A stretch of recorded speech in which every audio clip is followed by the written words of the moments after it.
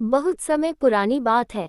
एक बहुत घना जंगल हुआ करता था। एक बार किन्हीं कारणों से पूरे जंगल में भीषण आग लग गई। सभी जानवर देख के डर रहे थे कि अब क्या होगा। थोड़ी ही देर में जंगल में भगदड़ मच गई। सभी जानवर इधर से उधर भाग रहे थे। पूरा जंगल अपनी अपनी जान बचाने में लगा हुआ था। उस जंगल में एक नन्ही चिड़िया रहा करती थी। उसने देखा कि सभी लोग भयभीत हैं। जंगल में आग लगी है, मुझे लोगों की मदद करनी चाहिए।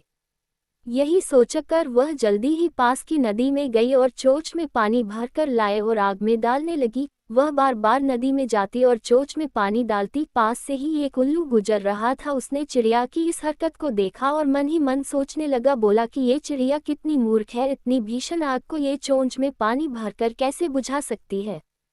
यही सोचकर वह चिड़िया के पास गया और बोला कि तुम मूर्ख हो, इस तरह से आग नहीं बुझाई जा सकती है। चिड़िया ने बहुत विनम्रता के साथ उत्तर दिया, मुझे पता है कि मेरे इस प्रयास से कुछ नहीं होगा, लेकिन मुझे अपनी तरफ से बेस्ट करना है। आग कितनी भी भयंकर हो, लेकिन मैं अपना प्रयास नहीं छोड़ूंगी। उल्लू ये सुनकर बहुत प्रभावित हुआ। तो मित्रों, यही बात हमारे जीवन पर भी लागू होती है। जब कोई परेशानी आती है तो इंसान घबरा कर हार मान लेता है, लेकिन हमें बिना डरे प्रयास करते रहना चाहिए। यही इस कहानी की शिक्षा है। नंदन वन में एक नन्ही चिड़िया रहती थी जिसके दो मुंह थे। दो मुंह होने के कारण वह चिड़िया दूसरे पक्षियों से बिल्कुल विचित्र दिखती थी।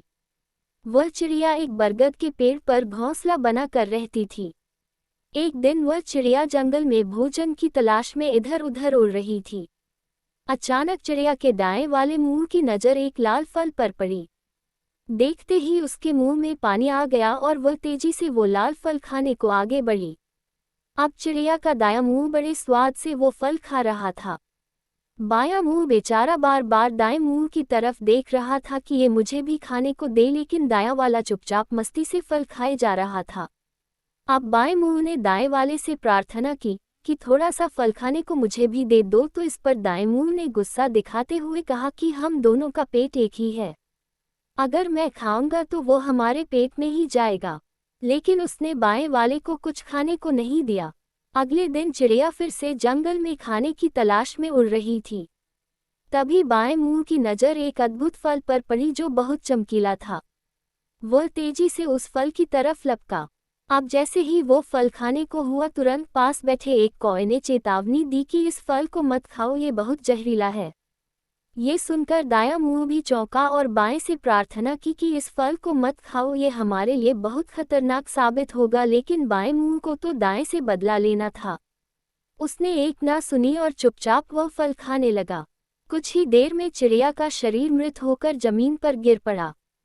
दोस्तों, कहानी सुनने में तो आनंद आया होगा, लेकिन जब मैं आपको इसकी शिक्षा बताऊंगा तो आपकी आंखें फटी रह जाएंगी।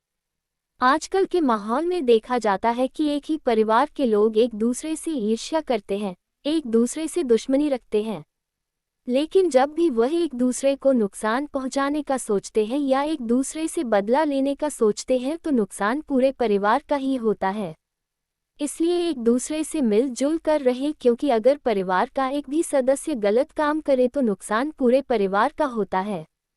यही इस कहानी की शिक्षा है। धन्यवाद।